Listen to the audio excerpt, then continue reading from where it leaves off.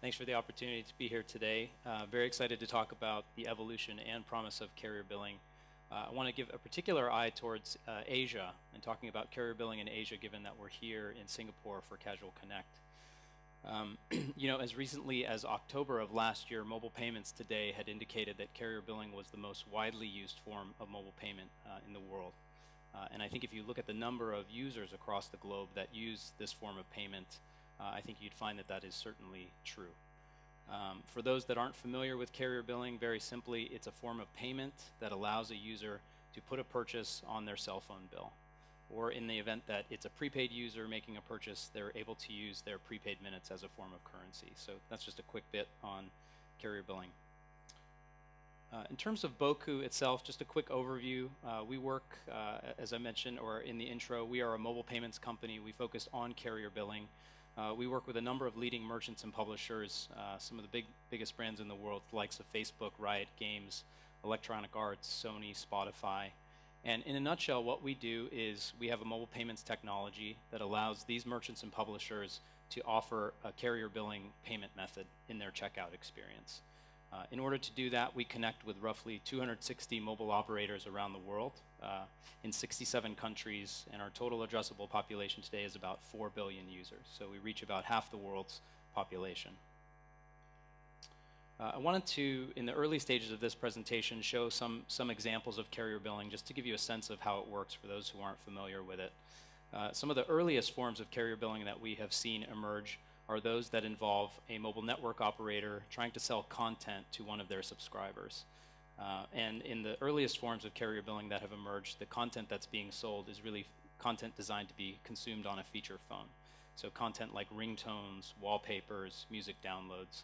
It's probably tough for you guys to see the specific text in this example, but in essence what's happening is a user sending a keyword, in this case music, to a short code. They're texting it, 12345. And in response to that, they get a message that says, confirm your order by replying yes, which the user then does, and they receive a link to download that content. So again, this is just an early example of some of the earlier forms of carrier billing that have emerged on the market.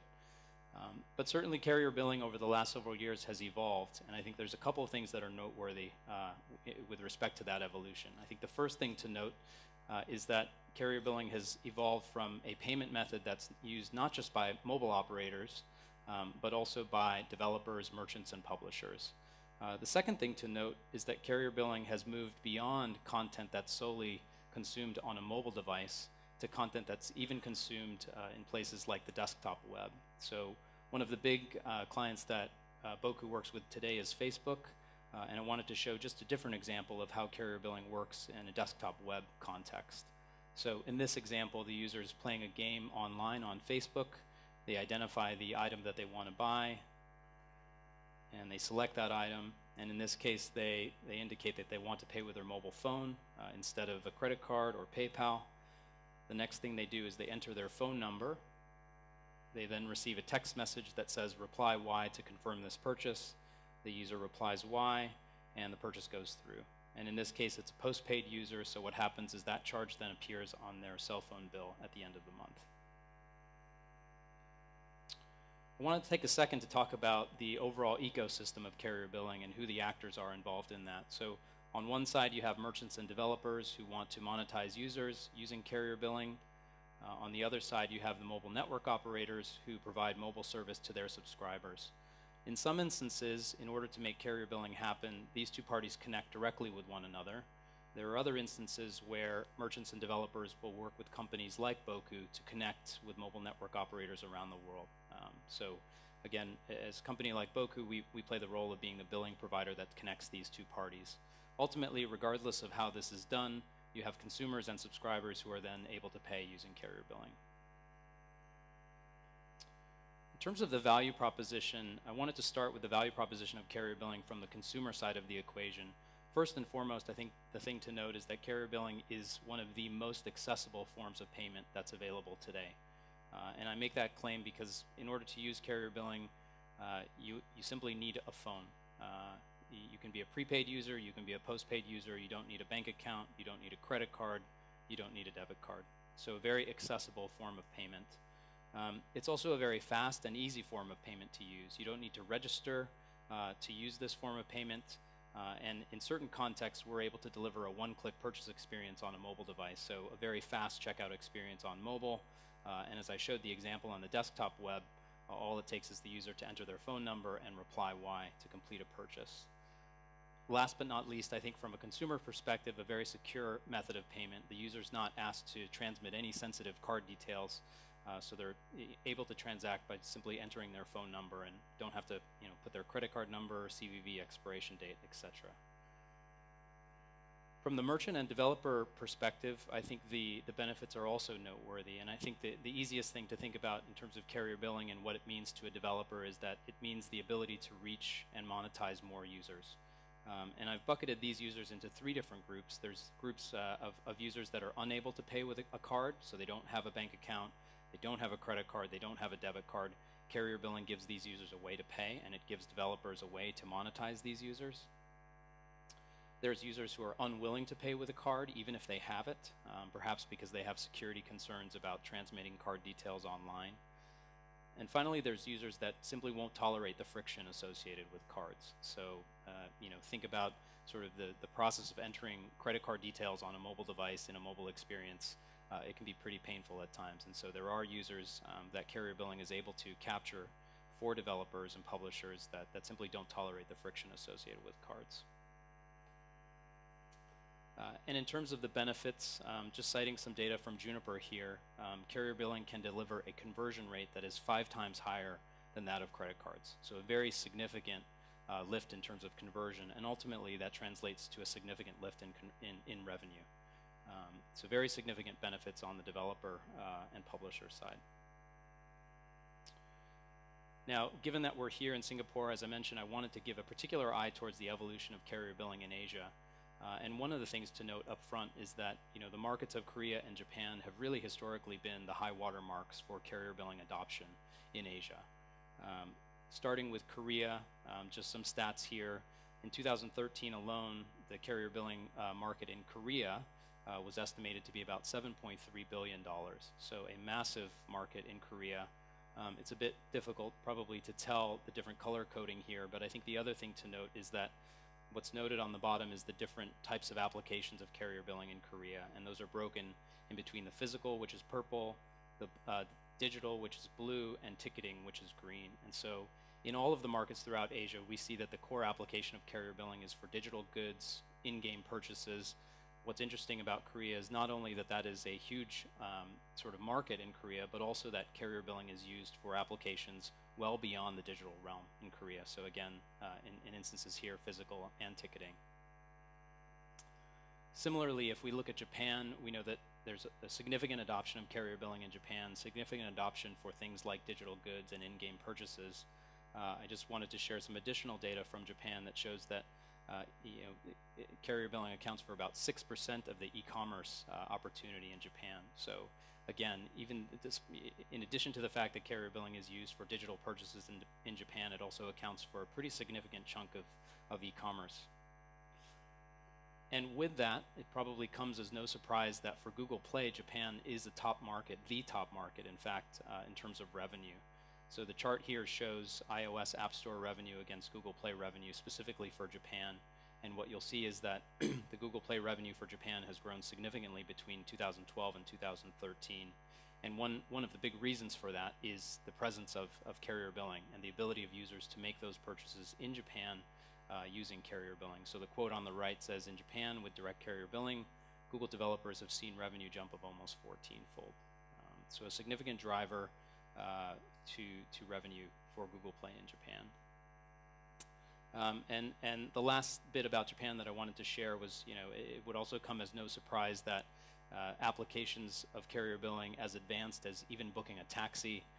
My Japanese colleague, Master Yoda, has assured me that this is an example of using an app to make a purchase using carrier billing to book a taxi.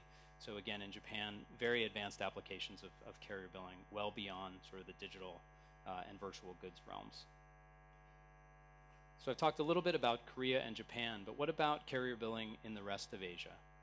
Well, one thing we note is that in the rest of Asia, in contrast to Korea and Japan, most of the other countries in Asia are heavily prepaid.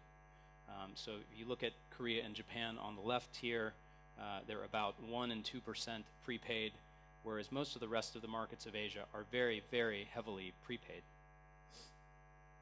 And with that, with respect to a gaming population specifically, we know that in the heavily prepaid markets, prepaid products dominate. So whether it's a prepaid card, a prepaid voucher, an e-pin, these are the dominant forms of payment, especially for gamers in a lot of these countries throughout Asia. Now, what I wanted to do was sort of compare how carrier billing stacks up against these prepaid products, and do that from the lens of the consumer as well as the lens of a developer or a publisher. I'm going to start with the consumer lens. What I would argue is that both forms of payment, whether a prepaid card or carrier billing, are equally accessible. So meaning if you're a consumer, you don't need a card to access these products. In the case of carrier billing, you just need a phone. In the case of a prepaid card, you just need cash, and you need to go to you can then go to the store to purchase that product. With respect to convenience, I would argue that carrier billing actually offers a more convenient alternative to the prepaid products. And namely, given the fact that if you have a phone and you have minutes on your phone, you don't need to make an additional trip to the store to buy a prepaid product. So I think there's some notable advantages of carrier billing to the consumer with respect to prepaid cards.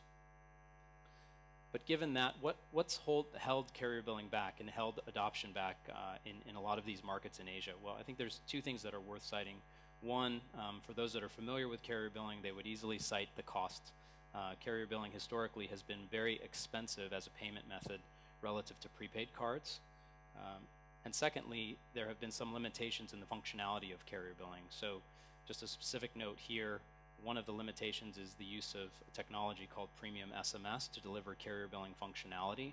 And one of the limitations with that is the ability to only charge in fixed increments, so things like $1, $2, $3, $4, as opposed to what we call continuous pricing, where you can charge at 101, 102, 103. Sometimes premium SMS can also be hindered by a phenomenon called latency, which is the amount of time it takes to complete a transaction. So again, the summary here is that from a developer, from a publisher point of view, what's held carrier billing back historically has been a mix of high cost and somewhat limited functionality. Now, I wanted to share just some thoughts from our perspective at Boku. We're a company that is continuing to increase our investment and presence in Asia, and we're noting some interesting trends, I think, throughout Asia. And I think the first thing to note is, if you go back to the previous slide and think of what are the items that have historically held carrier billing back, I talked about sort of the cost and the functionality. What we're seeing across Asia is increasing payouts on the part of the operators. So essentially, the economic terms are getting more favorable. Historically, we've seen payouts that are in the 50% range from the operators. We're now seeing this jump to in the 70+% range. And particularly for large publishers, we're seeing those rates being even more favorable, where the operators are willing to cut custom deals for the big publishers. Next, I think we're seeing an advancement in the technology, moving from a technology called premium SMS to direct carrier billing or direct charge APIs that largely eliminates a lot of the problems that we've historically seen. So the things like latency, the things like being limited to fixed price points are largely being eliminated. And again, this is happening as a trend throughout a number of countries throughout Asia. And last but not least, the ability to support richer types of content, whether games, apps, digital goods. We are seeing, with the increasing payouts and with the improvement in the technology, the ability to have carrier billing support richer types of content and the purchase of those richer types of content. In other countries, just some trends to note, additional trends throughout Asia. In China, in particular, we know that carrier billing is a dominant form of payment among a lot of the Chinese app stores. I've listed a number of the leading Chinese app stores that are here on this slide. The point I wanted to note here was just that the presence of carrier billing in these app stores, as well as many throughout China, is very significant. And just as recently as last week, Google Play announced that they are now offering support for carrier billing in markets like Singapore and Thailand. In Singapore with Singtel and StarHub, and in Thailand with AIS. So again, even with respect to the major the major app store, Google Play, we're seeing that carrier billing is moving beyond the core markets of Korea and Japan and now moving into other markets, into Southeast Asia, markets like Singapore and Thailand. In terms of other places where we're seeing carrier billing being used, I have a few other examples I wanted to show. We're seeing that carriers themselves are investing in their own app stores, and those app stores oftentimes use carrier billing as the only form of payment. A couple of examples here. This is an example from Singapore and Indonesia. This is the WePlay app store available on Singtel as well as Telkomsel. A couple of other examples we've seen in the Philippines with Globe, their app store. In India, a number of app stores from the operators. Again, these all use carrier billing as the dominant, or in many cases, the only form of payment, whether it's Airtel, Idea, Tata, Vodafone. And finally, in Malaysia with Maxis, another app store example. We've also seen the use of preloads using carrier billing, and this is an example from Hong Kong with Wawa Games. In these instances, games are preloaded onto a handset, and in order to complete purchases inside those games, carrier billing can be used as the form of payment. The last example I wanted to show is app makers, and in this example, the example is the messaging app Line. What they've done is, in an instance where carrier billing is not supported in the app environment, they've created their own mobile web store whereby they can sell, in this case, a sticker, and the user in this case is selecting mobile payment as the payment option. Again, this is in the mobile web store. They're then completing the purchase of a sticker and then going back into the app itself to actually complete the redemption. So lots of different instances where carrier billing is being used, again, outside of the core markets of Korea and Japan that have historically had lots of adoption. We're seeing carrier billing move throughout a number of markets throughout Southeast Asia and other parts of Asia. So just a quick summary. The promise of carrier billing, I think from the consumer view, is wide accessibility. Again, it's a payment method that anyone can use. It's a very fast and easy payment method, a very secure payment method. And from a developer point of view, significant benefits in terms of being able to reach and monetize new customers that are very hard to reach otherwise. Significant conversion benefits, significant revenue benefits. And finally, as a company that's increasing our investment in Asia, we're seeing a number of trends that I think will continue to fuel the growth of carrier billing across Asia. The ones that I had mentioned in this presentation, the move from premium SMS to direct carrier billing, the improved economic conditions, and the ability to support richer types of content. So in sum, we're very optimistic about the growth that lies ahead for carrier billing in Asia.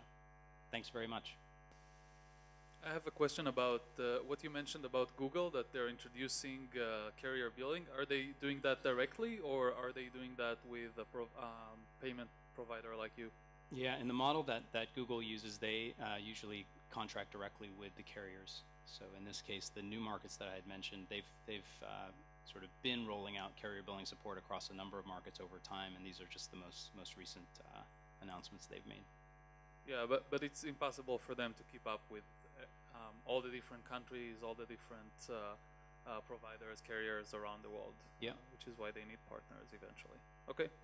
How do you look at direct carrier billings rolling out across each countries in Southeast Asia, looking at regulatory from a point of view?